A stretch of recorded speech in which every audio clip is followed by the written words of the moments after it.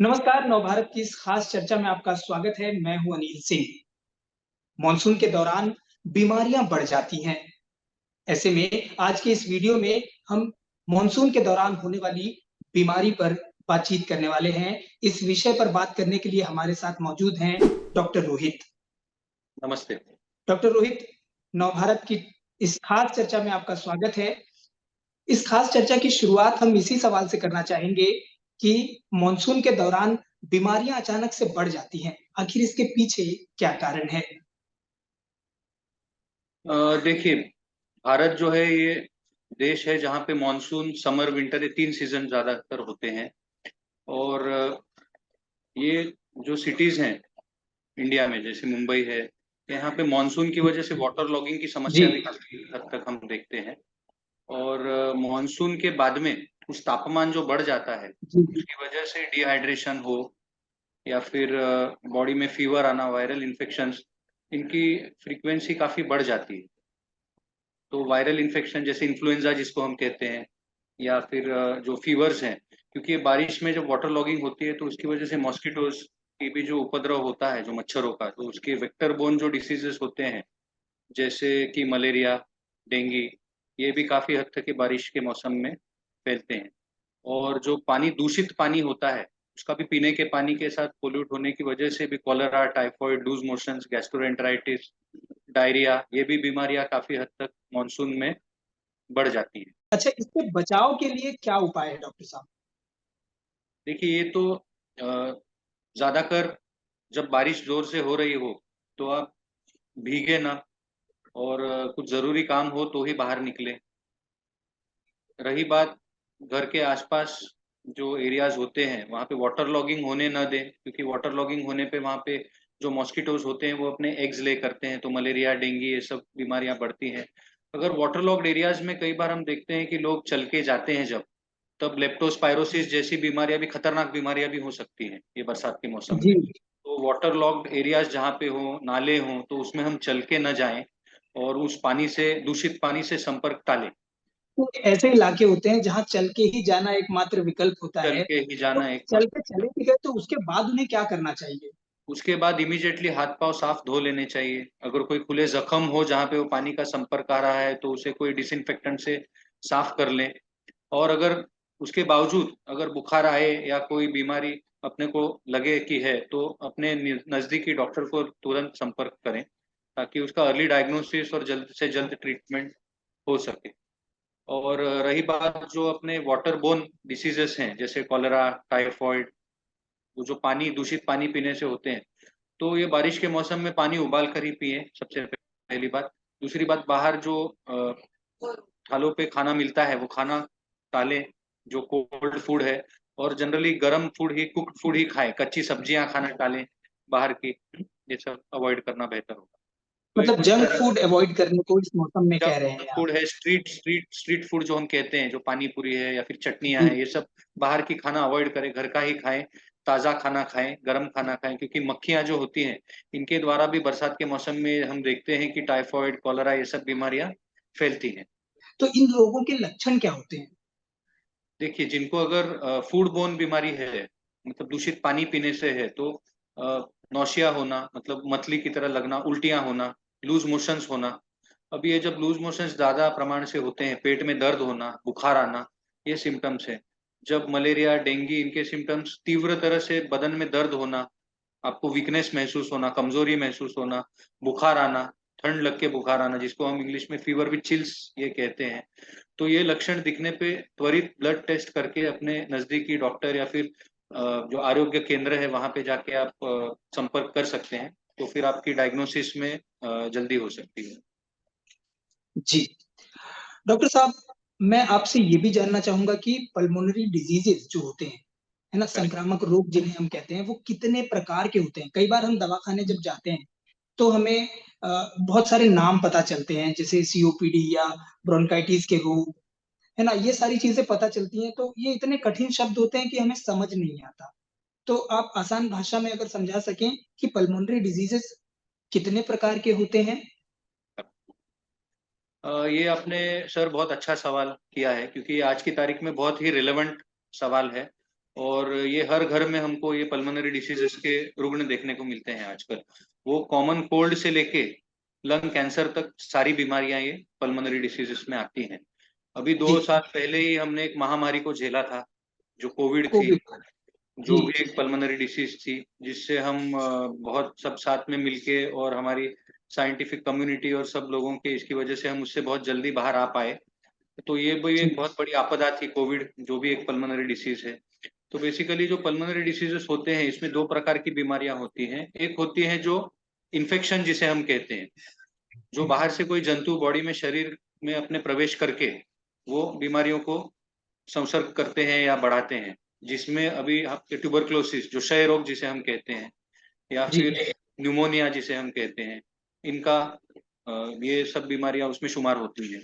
या जी। कोविड भी है, या जो हमने अभी 5-10 मिनट पहले बात की कि वायरल इन्फेक्शंस जो होते हैं, जैसे फ्लू है, जी। या कभी-कभी हम देखते हैं H1N1, जो स्वाइन फ्लू जिसे कहते हैं, तो वो भी जो जी। है वो सब वायरल इन्फेक्शंस में शुमार है, जो इन्फेक्शंस हैं, जो एक इन्फेक्टेड इंसान से, उसके खांसने या छींकने से जो जंतु उसके नाक से या मुंह से बाहर निकलते हैं, ड्रॉपलेट इन्फेक्शन के द्वारा जो स्प्रेड होते हैं, और एक हेल्दी इंसान के शरीर में वो वायरसेस या बैक्टीरिया प्रवेश करके फिर वो बीमारियां कर सकते हैं। तो ये जो बीमारियां होती हैं, ये एक्यूट होती हैं। एक्यूट का मतलब है कि कुछ कम समय में हो जाती हैं और ज़्यादा तीव्र होने का इनका संभावना ज़्यादा होती है। जैसे बुखार आना, कमज़ोर कमज़ोरी हो जाना, डिहाइड्रेशन होना, ये सब इन बीमारियों के लक्षण होते हैं, जो वायरल इन्फेक्शन होते हैं या न्यूमोनिया होता है।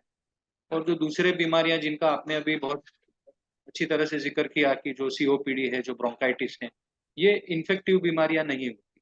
ये दीर्घकालीन बीमारियाँ होती हैं, जो वातावरण में जो प्रदूषण होता है, जो पॉल्यूशन होता है, उसकी वजह से, या फिर कोई वो इंसान की जो हैबिट्स हैं, मतलब जैसे कि स्मोकिंग है, या कोई उनके ऑक्यूपेशनल एक्सपोज़र है, जो कोई-कोई फैक्ट्री में काम करते हैं जहाँ पे स्मोक है, जहाँ पे डस्ट है, तो उनको ये बीमारियाँ हो सकती हैं। जो सीओपीडी है, जिसको हम क्रॉनिक ऑब्स्ट्रक्टिव पल्मोनरी डिसीज़ भी कहते हैं, या इनमें एलर्जिक बीमारियों का भी शुमार होता है, जैसे कि ब्रोंकियल अस्थमा होता है, जिसमें आदमी को साँस फूलना, साँस लेने में दिक्कत होना, खाँसी आना, कफ का निर्माण होना, ये ब्रोंकाइटिस और अस्थमा, इन दोनों बीमारियों में ये लक्षण होते हैं।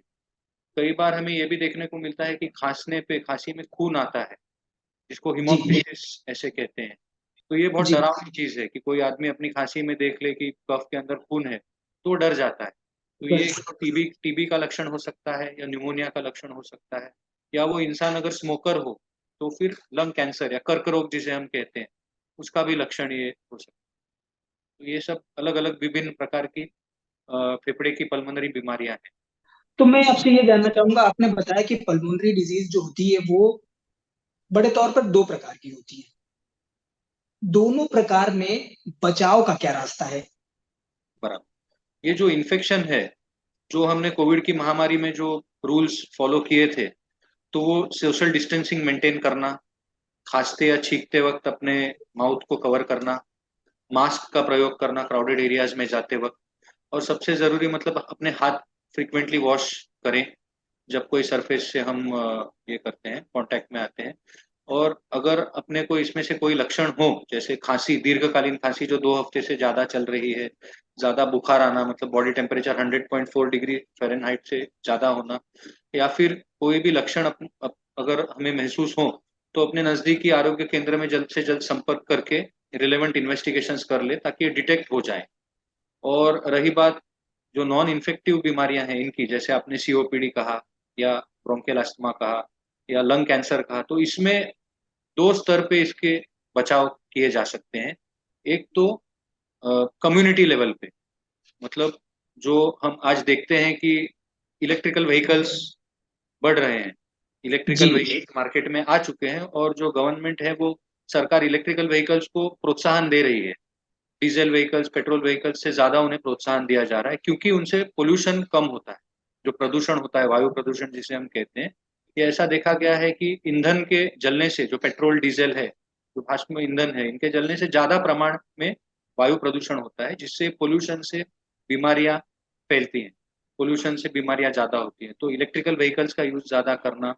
सेकेंडली, आपके कंस्ट्रक्शन एक्टिविटीज़ जो बम्बई में या फिर कोई भी शहर में चलते हैं, तो उसको प्रॉपर्ली रेगुलेटेड मैनर में कंस्ट्रक्शन एक्टिविटीज़ करना, क्योंकि ये कंस्ट्रक्शन एक्टिविटीज़ जो होते हैं, इससे पार्टिकुलेट मैटर और डस्ट बड़े प्रमाण में जनरेट होता है, जिसकी वजह से लंग्स के प्रॉब्लम्स ज्यादा तौर से लोगों में देखे गए हैं। तो ये है जो आसान भाषा में अगर कहूँ कि धूल मट्टी और प्रदूषण जो है ये अहम समस्या होती है। Yes. और साथ ही आपका जो व्यवहार है या बिहेवियर है या जो आपका आपकी आदत है वो भी बहुत मायने रखती है बहुत मायने रखती है इस विषय में।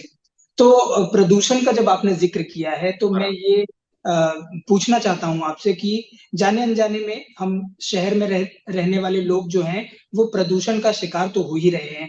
तो क्या ऐसे में आने वाले वक्त में हमें कृत्रिम ऑक्सीजन पर जीना होगा?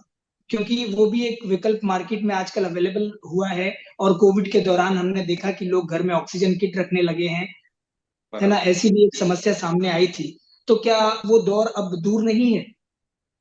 नहीं, मैं इस बात से आपकी सहमत नहीं हूँ। हमें अभी ही इस समस्या को सामने जाना होगा और फेस करना होगा। और जैसे हमने बताया कम्युनिटी लेवल पे हमें इसको सॉल्व करना है, प्लस इंडिविजुअल लेवल पे भी सॉल्व करना है। अभी इंडिविजुअल लेवल पे हम कैसे सॉल्व कर सकते हैं? हम खुद के लेवल पे जैसे कि स्पीड न करना, बाहर ओपन एरिया में थूके ना, ओपन एरिया में हम कचरा न फेंके, सोशल डिस्टेंस मेंटेन करें, क्राउडेड एरियाज में जाते वक्त मास्क का प्रयोग करें। और अगर किसी को सर्दी खांसी हो या फिर अगर किसी को वायरल इन्फेक्शन हो तो वो जल्दी से जल्दी मेडिकल असिस्टेंस ले और वो क्राउडेड एरियाज में न जाएं। ये एक बात हो गई। सेकेंडली, हम जो देखते हैं इलेक्ट्रिकल व्हीकल्स का यूज बढ़ाना होगा, कंस्ट्रक्शन एक्टिविटीज को रेगुलेट करना होगा। और हमारे इंडिविजुअल लेवल पे भी हमें, जैसे लोग स्मोकिंग करते हैं पब्लिक एरियाज में, इससे वो स्मोकर को ही नहीं तो दूसरे लोगों को भी वो एयर पोल्यूशन से तकलीफ होती है। तो ये सारे जो रूल्स हैं ये हमें पालन करने चाहिए। अच्छा, घर में जो बुजुर्ग हैं या जो घर के बड़े सदस्य हैं स्मोक करते हैं उसका भी एक बुरा असर घर के बाकी सदस्यों पर पड़ता है। तो इसकी भी रोकथाम घर में इंडिविजुअल लेवल पे होनी चाहिए, इस तरह इंडिविजुअल लेवल पे से आप कह बराबर ये रहे होनी हैं। चाहिए। करेक्ट, जी, करेक्ट। ये इंडिविजुअल ठीक है। लेवल तो पे होनी उम्मीद चाहिए। ये की जा सकती है कि अगर इंडिविजुअली हम प्रयास करें, सामूहिक तौर पर अगर हम प्रयास करें, सामूहिक तौर तो हम इन्फेक्शन के अलावा जो पल्मोनरी डिजीजेज हैं, हम उसे उसकी रोक भी सकते हैं। रोकथाम कर सकते हैं। बराबर, बराबर, बराबर। ठीक है, इस चर्चा में हिस्सा लेने के लिए बहुत-बहुत स्वागत डॉक्टर साहब आपका। थैंक आपने आपने अपना कीमती वक़्त निकाल के यू, हमारे दर्शकों को बेशकीमती जानकारी दी, उसके लिए धन्यवाद। धन्यवाद। तो आज की इस चर्चा को हम यहीं समाप्त करते हैं। अगले हफ्ते फिर एक दूसरी चर्चा के साथ हम मौजूद होंगे। तब तक के लिए मुझे दीजिए इजाज़त। नमस्कार।